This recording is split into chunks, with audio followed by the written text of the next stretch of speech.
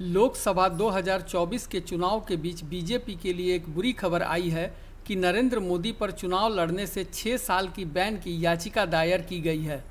नरेंद्र मोदी पर 6 साल का बैन लगाने की मांग करने वाली याचिका पर शुक्रवार को सुनवाई होनी थी। दिल्ली हाई कोर्ट में पिछले दिनों याचिका दायर की गई थी, जिसमें मांग की गई थी कि प्रधानमंत्री मोदी पर भगवान और पूजा स्थलों के नाम पर वोट मांगने के लिए कोई भी चुनाव लड़ने से 6 साल का प्रतिबंध लगा दिया जाए।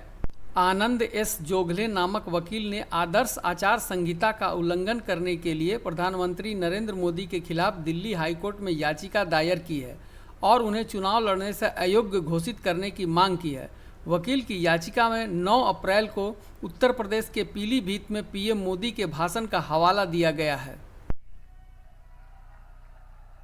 लेकिन साथियों, इन इंडी गठबंधन वालों को राम मंदिर के निर्माण से पहले भी नफरत थी और आज भी नफरत है। चलो भाई, आपने मंदिर बनने से रोकने के लिए अदालत में जो करना था कर लिया।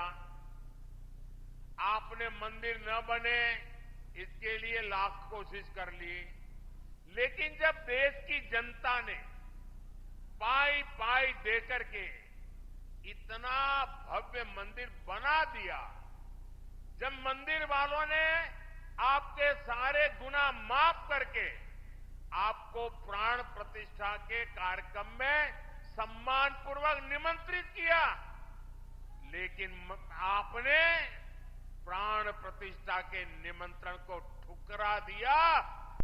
याचिका में दावा किया गया है कि रैली में प्रधानमंत्री ने कथित तौर पर भगवान व पूजा स्थल और हिंदू देवी देवताओं और हिंदू पूजा स्थल के नाम पर वोट मांगे थे। याचिका में पीएम मोदी को 6 साल की अवधि के लिए कोई भी चुनाव लड़ने से अयोग्य घोषित करने की मांग की गई है। वकील जोगले ने तर्क दिया है कि पीएम मोदी ने नियम सामान्य आचरण 1 और 3 के तहत निर्देशों के संग्रह खंड 3 में उल्लेखित आदर्श आचार संहिता का उल्लंघन किया है। प्रावधान में कहा गया है कि कोई भी उम्मीदवार किसी भी ऐसी गतिविधि में शामिल नहीं होगा जो मौजूदा मतभेदों को बढ़ा सकती है या आपसी नफरत पैदा कर सकती है या विभिन्न जाति या समुदायों के बीच धार्मिक या भाषाई तनाव पैदा कर सकती है।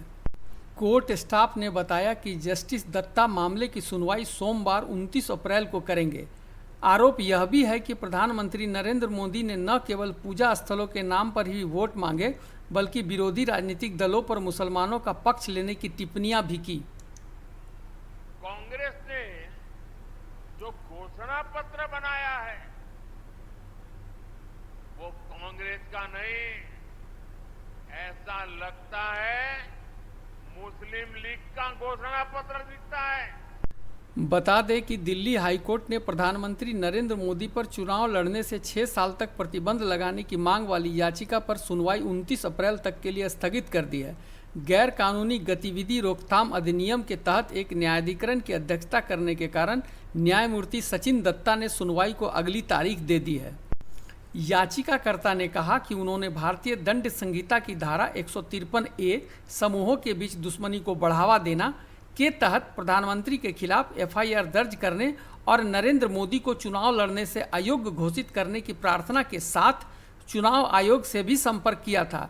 आयोग ने कोई कार्रवाई नहीं की। इसके बाद उन्होंने कोर्ट का रुख किया है।